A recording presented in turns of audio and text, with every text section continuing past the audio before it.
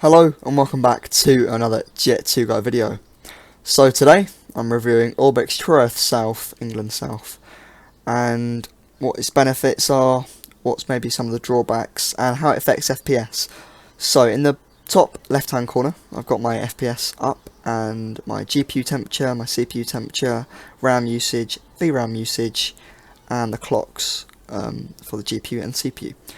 So that's been overclocked to 5 GHz for CPU, and a GPU I've left untouched because my GPU is kind of funny with overclocking. It doesn't work as well as my CPU, but I've managed to get the CPU at a decent overclock.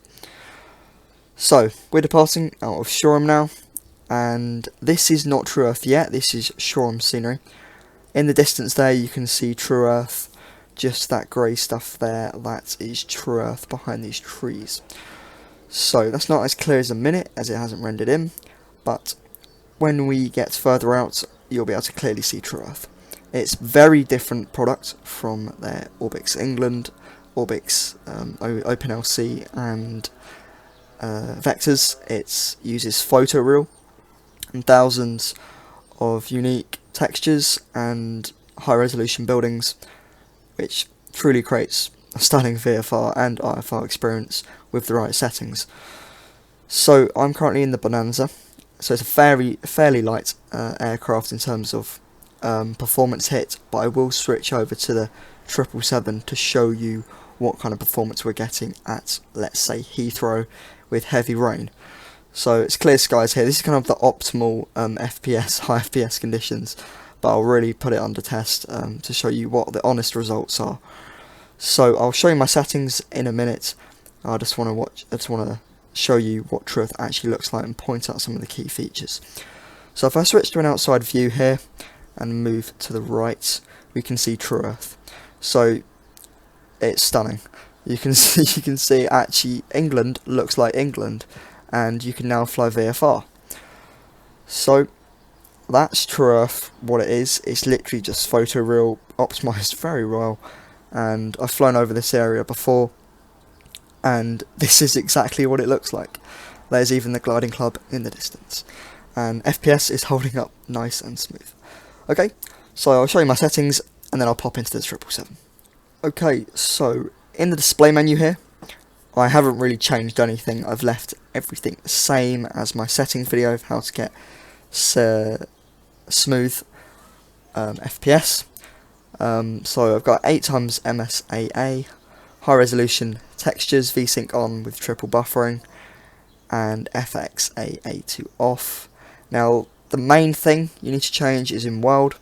I've decreased my LOD radius to high. That used to be on max. I've moved down to high, and I've moved down autogen and scenery draw distance to high. Now, Orbx do recommend having high resolution terrain textures ticked. I haven't tested that yet, but I will test that, and you'll see that at the end of the video. If you can see any difference, I'll just do a little quick comparison. But yep, that is all I've literally changed. Anything else I've left on extremely, so for example, my autogen vegetation density, I've left on extremely dense. That hasn't affected FPS whatsoever. Lighting, haven't changed really that much. I've just decreased the shadow draw distance to medium, and weather I leave with active sky to do its thing. So that's my settings, and now hop on to the 777 at London Heathrow with heavy rain. Alright, hello and welcome back to the 777. So we're at Heathrow now. I think this is 27 left, and I've just set up the flaps and just decreased the fuel a bit to get in the air. So turn the landing lights so I can get everything set up properly. It's just a rough test, and I'm currently holding up at 30 to 25 FPS, which is pretty good for me. I'm probably going to get a few stutters and lag spikes, but that's just Heathrow. I think we can all expect that not by now. So taxi onto the runway here, and we'll see what kind of performance we get. All in all, I'm loving this product. I was very sceptical at first, I honestly was, but this has kind of encouraged me to maybe get central or maybe even north. So there we go, there's a stutter. as we're loading these objects up here. That's DirectX 11 for you. Those lucky X-Plane users with Vulkan. Right, here we go. So 50%. Stabilized. Man, Toga. So we're in a Dash 300 here, so it's even more FPS intensive, and our FPS is down to 20. So that's pretty usual here. I haven't noticed a performance drop. I'm expecting 20 roughly, and we're accelerating now. So any minute now I'm gonna rotate V1. I'd say rotate around now. I want a nice slow rotation. I don't want any tail collision. And then gear up, and there we go. So let's take a look around. Heathrow looks stunning. Wow, that looks so realistic. It's crazy. I'll switch to a wing view here. Oh, and yeah, blurry's okay. Wait, is that blurry? Yeah, I think it is. And it's loading in now. Okay. Alright, so this is definitely an FPS and blurry intensive situation.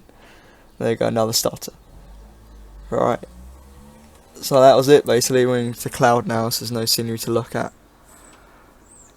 So that is very normal for Heathrow. In terms of performance, I'm very happy with that. I thought it'd honestly be like 11, 12 FPS max.